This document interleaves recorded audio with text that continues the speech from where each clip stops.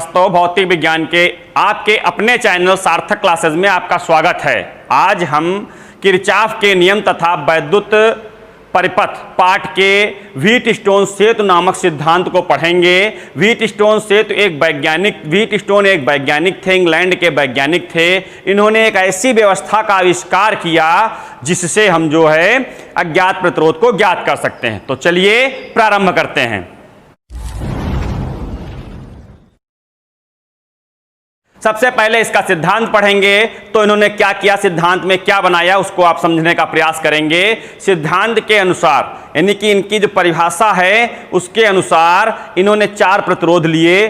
चार प्रतिरोधों को श्रेणी क्रम में जोड़कर एक चतुर्भुज बनाया और इसके एक विकर्ण पर धारामापी लगाया और एक विकर्ण पर सेल को लगाया। धारामापी एक विकर्ण पर सेल को लगाया। इसके पश्चात इन चारों प्रतिरोधों को समायोजित किया।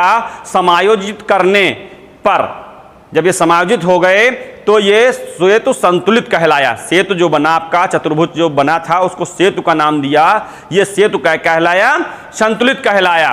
ठीक है। इस दशा में सेल से धारा प्रवाहित करने पर धारामापी में कोई विक्षेप नहीं होगा।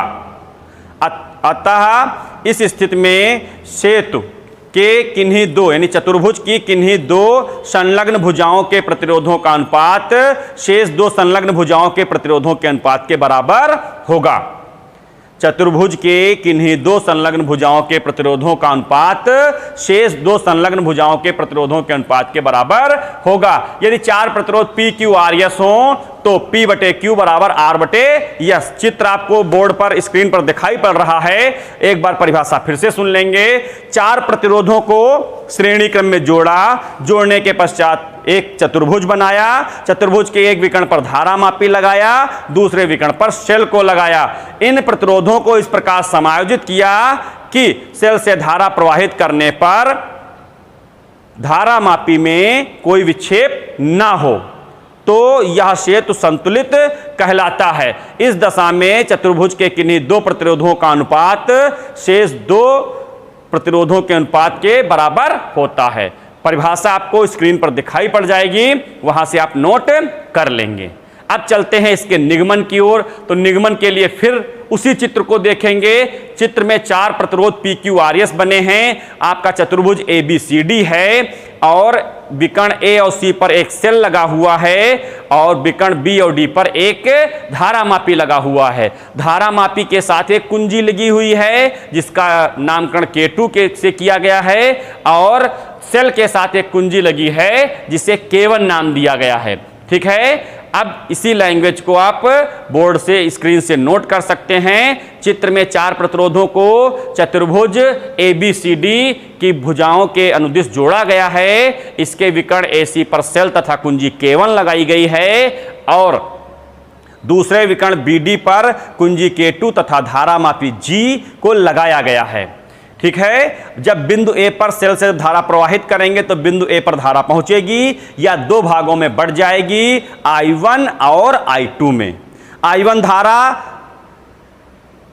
प्रतिरोध P और Q में प्रवाहित होगी, I2 धारा प्रतिरोध R और S में प्रवाहित होगी। ठीक है। अब इनको समायोजित कर देंगे और कुंजी आप K2 दबा देंगे। ठीक है। अब जब कुंजी K2 हम दबाएंगे तो धारामापी में कोई विक्षेप नहीं होगा। तो दो बंद पास बन जाएंगे। चित्र में बंद पास 1 और बंद पास 2 दिखाई पड़ रहे आपको होंगे।